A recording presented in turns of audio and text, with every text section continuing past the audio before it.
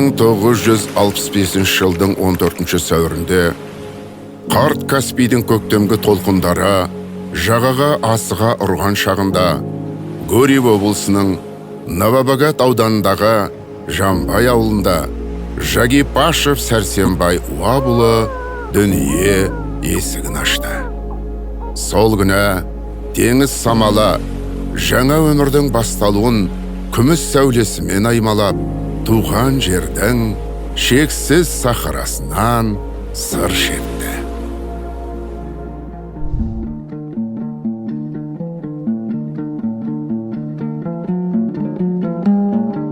Каспийдің толқыны секілді тағдырдың да өз арнасы бар еді. Сол арна Сәрсенбай Уабұлының өмір жолын бастап берді. Балалық шаға сол теңіздің ерке толқындармен үндесіп, туған жерінің кең даласында өткен Сәрсенбай Уабұлы білімге құштар болып өсті.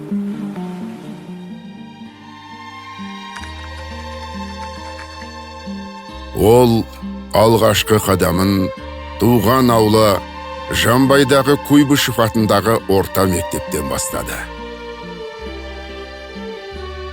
Осы білім ордасында ертеңгі күнге деген сенімі қалыптасты.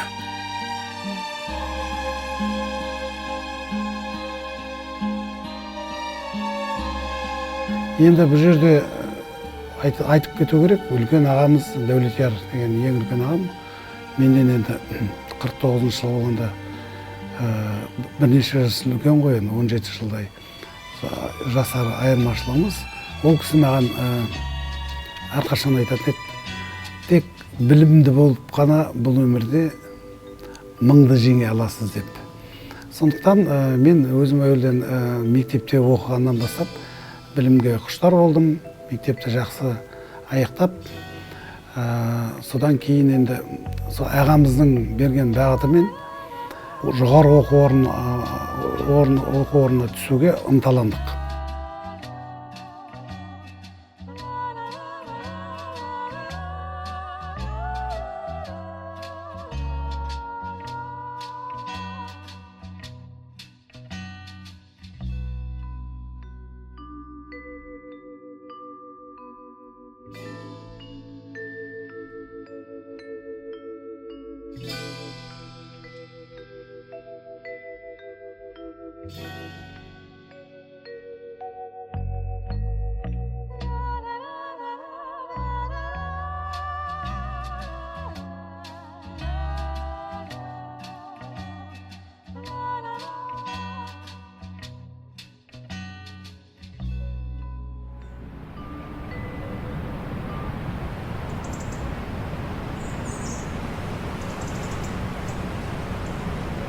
Мен мына балалық шағым айтты ғой, қарт Каспийдің жағасында өтті деп. Ол жерде мен кемелерді көрдім, үлкен кемелердің бәрі жүріп жүргендерін, бірақ ол кезде онда ауқымды теңізде ешқандай бір ғылыми іздестіру жұмыстары өткен жоқ қой. Бұл енді менің өзімнің балалық арманым, бұл геолог болу, геофизик болу сондай бір. Себебі бір романтика для меня сондай өзім үшін. Далада түрлі жұмыстар жасалады. Тем более біздің Гурьев, қазіргі Атырау өңірі мұнай мен газға бай өлке ғой, енді қазір өздеріңіз білесіздер.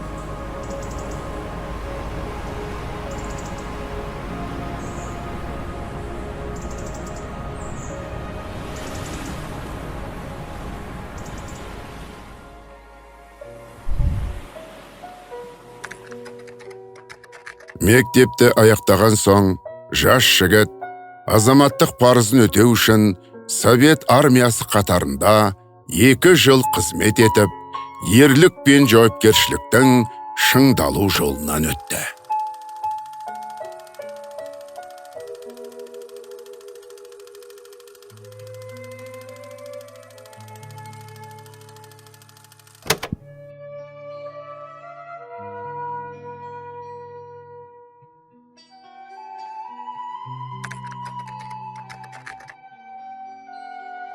Мен армияға барып келуді шештім. 2 жыл Совет армия қатарында болып, 1980-1985 жылдары. Сосын елге оралғаннан кейін оқу орнына, жоғары оқу орнына түсуге ынталанып, Ивано-Франковский институтының, Украинадан келген мұнай-газ институтының филиалы келді. Сол жерден экзамен қабылдап, мен соған емтихан тапсырып, сол институтқа оқуға түстім. Туған жерден жырақта жүрсе де, оның жүрегі әрдайым елімен бірге соқты. Ақыры 1990 жылы қолына дипломын алып, туған топырағына үлкен білім, биік мақсатпен оралды. Теңіздің толқынындай бұрқанған арманмен алға ұмтылған жас инженер Сәрсенбай Уабұлы өз ісінің нағыз шебері болуға бел буды. Жоғары білімді, ізденімпаз жас маман ретінде Қазақ инженерлік іздестіру институтының Гурьев қаласындағы филиалына жұмысқа қабылданып, алғашқы еңбек жолын бастады.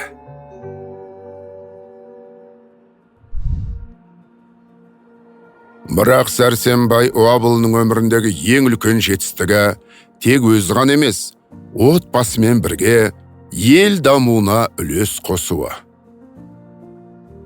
Енді мына қазіргі жанұямына келетін болсам, 2 ұлым, Берік, ол кезінде осы Қашаған жобасының алғашқы ұңғысына мұнай шыққанда еліміздің тұңғыш президенті бетіне Қазақстанның болашағына деп мұнай жағып еді. Соның себебі теген болар. Үлкен осы Қашаған жобасына келіп еңбек етіп, 8 жылдан кейін қазіргі Норвегияның ұлттық мұнай компаниясы Эконор деген компания сонда жұмыс жасап жатыр.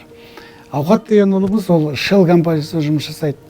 Бұл да мұнай саласында, екеуі сол менің салған сара жолымен мұнай газ өндірісінде жұмыс жасап жатыр. Мына өмірде бір затты жоспарлаймыз, бірақ оның бәрі басқаша болып шығады.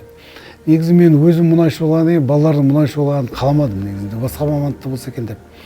Бірақ бана айтқандай, менің жоспарым емес, олар сол енді мені көріп жүреді папасын. Таңертең кетем, кешке келем, үстімде специалды киім үстімде.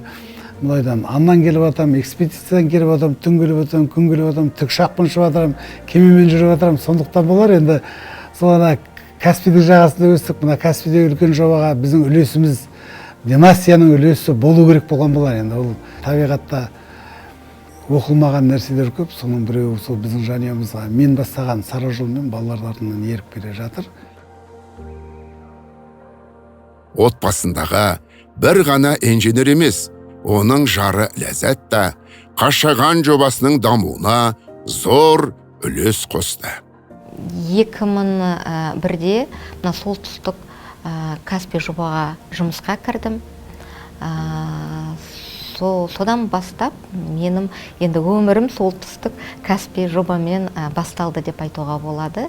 Біз Ләззат екеуміз бір жобада бірге жұмыс жасадық. Енді осы солтүстік Каспий жобасына таныстық. Ол Ләззат 22 жыл солтүстік Каспий жұмыс жасаса, мен 28 жыл жұмыс жасадым. Енді Берік деген үлкен ұлымыз, ол 10 жылдай жұмыс жасады. Сонда бәрімізді қосқанда біздің осы жобаға берген стажымыз, өндірістік стажымыз деп айтуға болады, 60 жылда екен. Солтүстік Каспий жобасында біз өстік, өндік, үлкен тәжірибе жинадық. Менің ұжымдастарымыз, шетелдіктер бар, қазақстандықтар айтты, Сәрсенбайдың қолы құтты, ең алғашқы нүктені берді, мұнай атқылады деп.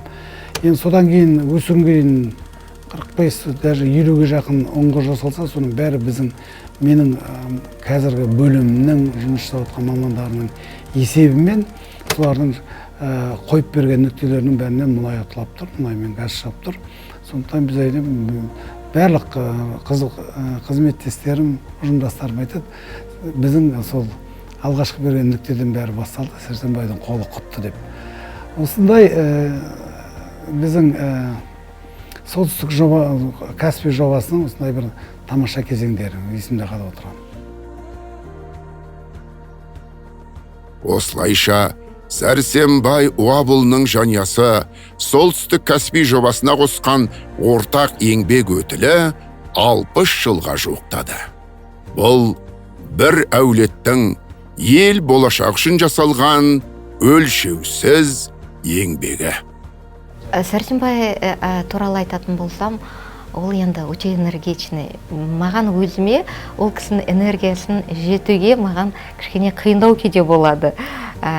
Әсіресе қазір кішкентай ұлымыз бар. Сол қасымда 2 энергичный жігітім бар. Солардың енді артынан мен де қалмайым деп жүремін қастарында. Сәрсенбайдың қасында мен өзімді бақытты жанмын деп сезінемін. Сол кісі менің өмірімді мәнді де сәнді қылатын сол кісі. Менің өмірім де өте қызықты сол Сәрсенбайға қарап деп мен ойлаймын. Ал бүгін мынау жанұямызбен менің 60 жылдық мерейтойыма, сонымен қатар бұл жерде жаңа үй алып, қоныс алып, сонша қоныс тойын жасап жатырмыз. Ағайындар Атыраудан жан-жақтан келе жатыр. Күтіп алып жатырмыз. Қазір олар қонақтар келеді. Мына жерде Норвегиядан келген үлкен ұлым Берік пен Айым, Ахан, Алан, Зейін. Мына жақта Сәтжан мен біздің ұлымыз, осы жерде кіші ұлымыз. Мына жерде отырған Астанадан келіп жатқан ортаншы ұлым Ауқат, Шынар, Саида мен Мариям. Міне осындай мерейтойға бәріміз жиналып жатырмыз. Өте қуаныштымын. Тойдан тойға мәнесіне жете берейік. 60-қа біреу жетіп жатыр, жетпей жатыр. Сол жақсы осындай көңілімен келіп жатырғанымызға қуаныштымыз. Туған күніңізбен! Жастарға мен айтар едім оларға, енді ең бірінші білім керек. Қазіргі технологияның дамығаны, заманауи дамып жатқан уақытта әр қадамын тек дамуға ғана бағыттап отыру керек деп ойлаймын. Білімді жастар біздің Қазақстанның болашағы. Сондықтан екінші менің жігері болу керек. Әркімнің жігерленген адамнан, талаптанған адамнан алға мақсат қойып білу керек. Сол мақсатқа жетуге тырысу керек. Кейбір кезде айтып жатады, жастар анандай, мынандай деп. Мен оған келіспеймін. Әрқашан біздер жастар біздің болашағымыз, біз оларға сенеміз. Тек білімнің, еңбеккерліктің, жігерліктің арқасында тәжірибе жинап, тек алға қарай өсуді ойлау керек. Сонда ғана біздің жастарымыз, талапты жастарымыз осы еліміздің дамуына үлкен үлес қосады деп ойлаймын.